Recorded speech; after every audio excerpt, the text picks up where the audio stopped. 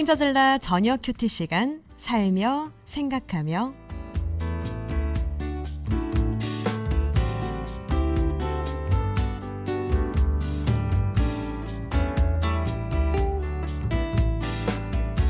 매주 화요일은 말씀을 묵상하는 시간 행저질라에서 함께하고 있습니다. 오늘도 행저질라 퇴근길 저녁 큐티메이트 침신대 김인석 교수님과 함께해요. 교수님 안녕하세요. 예, 안녕하세요. 반갑습니다. 오늘도 너무 멋있으십니다. 저 빈말 아니에요, 교수님. 아니 이렇게 라디오가 영상이 있는 줄은 이제 잘 몰랐었기 때문에 네. 제가 영상을 보면서 많은 생각을 하게 됩니다. 옷도 좀 사야 될 것 같고 뭐 화장도 하고 나올까. 아니요, 지금 너무 멋있으시기 때문에 지금 라디오로만 듣고 계신 분들 어서 유튜브 들어오셔서 보면서 아니 도대체 어떤 분이길래 계속 최 PD가 멋있다고 하는 거야? 궁금하신 분들 어서 들어오시면 되겠습니다. 자, 오늘 교수님 또 어떤 말씀이 이 퇴근길에 준비가 돼 있을까요? 예, 우리 PD님한테 한번 여쭤보고 싶은데요. 오늘도 질문인가요? 예, 네. 혹시 과거로 어느 때로 시간을 되돌리고 싶다 이런 생각을 해보신 적이 있으신지? 전 자주 하는데. 그러세요? 네, 왜냐하면 저는 네. 진짜 아무 걱정 없었던 그 초등학생 때로 좀 돌아가고 싶어요. 뭐 물론 초등학생들 각자의 뭐 나름대로 걱정과 고민이 있겠지만 예. 전 그때 아무 생각이 없었거든요. 그렇죠. 생각해 보니까 초등학생 때는 근데 저는 좀 말을 안 듣는 아이여서 그랬나. 그래요? 항상 부모님이 이거 해라 저거 해라 그게 정말 싫었었어요. 그래서 빨리 의외인데요. 어른이 돼야지 그러셨구나. 했는데 네. 글쎄 뭐 어른이 되니까 인생이 어느 정도 뭐 안정된 것 같기도 하고 갈 길이 뻔하니까 네. 그것이 좋기도 하는데 사실은 제가 이제 직업상 학교에 있다 보니까 네. 20대 초반의 학생들을 굉장히 자주 만나요. 근데 그들과 이야기를 나누고 할 때마다 느끼는 것이 뭐냐면은 네. 정말 젊은이들이 매력적이다. 어. 그들의 인생이 참 매력적이다. 이런 걸 느낄 때가 많이 있는데 네. 우리 20대 초반의 학생들의 공통된 특징이 뭘까요? 물론 지금 21살이시니까 아멘. 같은 그냥 네. 있는 그대로의 느낌을 얘기해 주시면 될 것 같은데. 뭐 20대 초반 때 뭐 제 경험에 따르면 예. 늘 불안했던 것 같아요. 뭐 늘 불안하고 대체 나중에 뭐 먹고 살지? 막 이런 생각들 때문에 밤잠을 못 이뤘던 것 같기도 해요. 그렇죠. 저도 이제 그 나이 때 학생들을 보면은 항상 보이는 게 어떤 불안감, 불확실성 네. 뭐 이런 거예요. 뭐 만날 얘기하다 보면은 뭐 이번 달에도 알바비 뭐 몇십만 원 가지고 살았다. 그리고 우리 학생들 보면 휴대폰 액정은 늘 깨져 있습니다. 그래요? 깨져도 잘 고치지도 못하고 네. 뭐 남학생들은 옷도 굉장히 어설프게 입고 다니고 근데 이상하게도 그런 어설픈 그런 젊은 학생들을 보면은 제 가슴이 막 뛰고 설렐 때가 있어요. 아마도 이 교수님께서 예전에 그러시지 않으셨을까. 뭐 저도 그때 그랬어요. 그렇죠. 네. 다들 뭐 가진 게 없고 내 맞아요. 미래가 뭐 어떻게 될까. 네. 그래서 이제 제가 드리고 싶은 말씀 중에 하나가 저는 젊은이들이 불확실하기 때문에 미래가 가장 아름다워 보이는 것 같아요. 네. 이미 인생의 여정이 어느 정도 지나가고 미래도 고정되어 버린 것 같은 저 같은 사람 이제 곧 이 땅을 떠날 것만 같은 저 같은 사람이 가지기 어려운 설렘이 그들이 있습니다. 네. 이렇게 그림 같은 거 그릴 때 딱 펜을 갖다가 도화지에 딱 대기 직전에 그 설렘 있죠. 이렇게 그릴까 저렇게 맞아요. 그릴까 아이장 모를 것 같은 이 젊은이들을 보면은 흰색 도화지 같고 네. 이제 막 인생의 뭔가를 쓸 것만 같은 그런 이제 젊은이들이에요. 그런 어떤 설레임과 네. 어떤 힘듦 이런 것이 사라져버린 저 같은 사람한테는 그런 젊은이들이 굉장히 부럽고 볼 때마다 가슴이 설렐 때가 있습니다. 근데 좀 젊은 대학생들 뿐만 아니라 뭐 취업을 준비하는 뭐 청년들도 그렇고요. 참 애매한 것 같아요. 그렇죠. 왜냐면은 성인이라고 하기에는 이 주체적으로 살기에는 좀 아직 독립하지 못한 그런 존재고 누군가에게 의존을 해야 되잖아요. 그렇죠. 또 뭔가 또 벗어나고 싶다 그런 생각만 가지고 있지 아직 그럴 능력도 되지 못하고 뭐 완전한 어른이라고 하기도 그렇고 뭐 청소년도 그렇다고 아니고요. 모든 게 좀 어정쩡한 어정쩡해요. 네, 그런 시기 마치 같아요. 한창 그 멋을 내고 온 여학생 같아 보여요. 네. 높은 구두도 신고 그랬는데 삐딱하게 걷고 음. 막 이런 모든 것이 이제 애매하고 그러는데 저는 그들의 그 애매한 모습이 이제 네. 아름답게 보이기도 합니다. 네. 근데 문제는 사람은 누구든지 안정적으로 살고 싶어 해요. 특히 우리 신앙인들은 하나님을 만나고 나면은 이제는 내 인생에 안정기가 올 것이다. 내 인생이 이제 좀 평안해질 것이다. 이렇게들 많이 기대를 하시는데 그쵸. 제가 좀 초를 치는 이야기를 하자면 네. 성경을 보면은 완전히 반대입니다. 반대요. 예, 네. 사람이 하나님을 만나고 나면은 그때부터 장밋빛 인생이 펼쳐지는 게 아니라 고생길이 펼쳐져요. 예를 들어서 뭐 히브리 노예들이 나오자마자 시내산에서 하나님 만났죠. 네. 그러고 나서 곧장 가나안 땅에 들어간 게 아닙니다.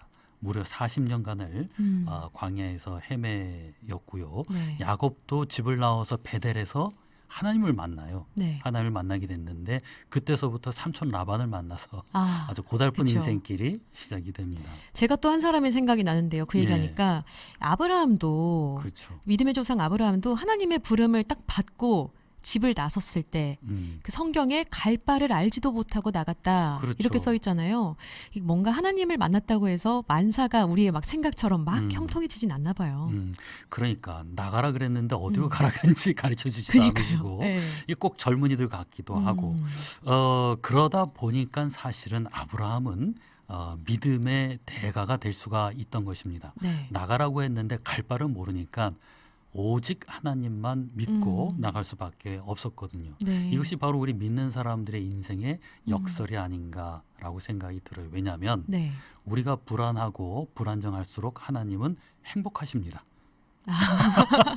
왜 그럴까? 불안정할수록. 예, 네. 왜냐하면 우리가 불안하니까 어. 더 하나님께 의존하게 되고 맞아요. 아직도 불확실한 게 많기 때문에 음. 믿음을 굳게 가지려고 합니다. 음. 이스라엘 백성의 40년 광야 생활도 마찬가지예요. 하나님을 만났더니 덜러던 광야로 갔어요. 네. 제가 사막을 한번 가봤는데 사막에는 아무것도 없고 땅하고 하늘밖에 없습니다. 오직 바라볼 수 있는 것은 하늘밖에 없더라고요. 그러니까 광야 같은 척박한 인생길에서 오히려 우리는 딴 게 아니라 네. 뭐 돈이나 명이나 뭐 넉넉하지 않으니까 오직 하나님만 바라보게 되는, 오히려 이스라엘 백성이 가나안 땅에 들어가서는 하나님 말고도 눈앞에 보이는 것이 많았기 때문에 네. 하나님으로부터 더 멀어지는 그러한 삶을 살게 됩니다. 나와 하나님 사이에 아무것도 없었던 그때, 그때가 오히려 하나님 보시기에는 더 행복할 수가 있죠. 나만 찾아오니까. 그러니까요. 그 광야 아까도 말씀해 주셨는데 하늘하고 땅밖에 보이는 게 없으면 뭐가 더 필요하겠어요. 그렇죠. 진짜 뭐가 네. 보이겠어요. 불안하고 척박하기 때문에 더 하나님을 바라보게 되는 것 같은데요. 참 신앙적으로 이 모든 우리 신앙인들이 새겨야 될 그런 교훈인 것 같아요. 근데 참 우리가 일평생을 그렇게만 살기에는 사실 그렇죠. 너무 고달플 네. 것 같긴 해요, 교수님. 뭐 야곱도 말씀하신 것처럼 베델에서 뭐 하나님이 늘 함께하겠다 이런 약속을 받았지만 이 라반으로부터 뭐 계속 어려움을 당했을 때 우리가 사실 그렇잖아요. 하나님이 함께하지 않는 것만 같은 순간들이 너무 많아요. 우리 네. 청취자분들도 오늘 하루 동안 그런 생각하신 분들도 굉장히 많을 것 같은데 그럴 때는 오히려 하나님이 그냥 내버려 두는 건 아닐까 이런 생각을 사실 그런 불안감도 네, 하기도 해요. 예. 근데 이렇게 우리 믿는 사람들도 사실 뭔가 불확실한 것 가운데 사는 게 맞나요? 예, 제가 또 좀 더 불안하게 해드릴게요. 사람이 인생길이 뭔가 불안하고 불확실한 것이 사실 정상입니다. 네. 우리가 믿음이 있어서 그 안에 평온을 갖는 것이긴 하지만 성경의 전도서 9장 10절 말씀을 제가 한번 읽어드릴게요. 네. 분명히 사람은 자기의 시기도 알지 못하나니 물고기들이 재난의 그물에 걸리고 새들이 올매에 걸림같이 인생들도 재앙의 날이 그들에게 호련히 임하면 거기에 걸리느니라. 우리가 하나님 믿었다 그래서 하나님으로부터 무슨 도장 받는 거 아니에요. 그렇죠. 너는 살면서 교통사고도 안 당하고 슬픈 일도 없고 그대로 천국 갈 거야.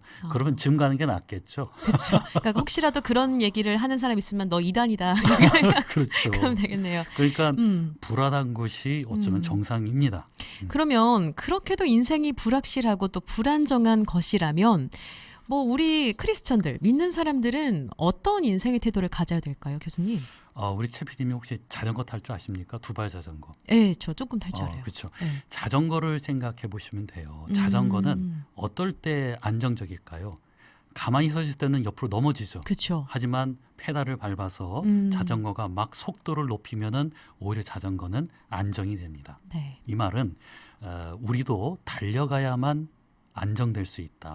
이 말을 드리려고 하는 건데 네. 그건 제가 한 말이 아니라 우리 한번 바울이 했던 이야기를 한번 읽어주시겠어요? 빌립보서 3장 12절 14절까지 보시면은 바울도 달려간다고 합니다. 한번 네. 읽어주시기 바랍니다. 빌립보서 3장 12절에서 14절 말씀 내가 이미 얻었다 함도 아니요 온전히 이루었다 함도 아니라 오직 내가 그리스도 예수께 잡힌 바 된 그것을 잡으려고 달려가노라.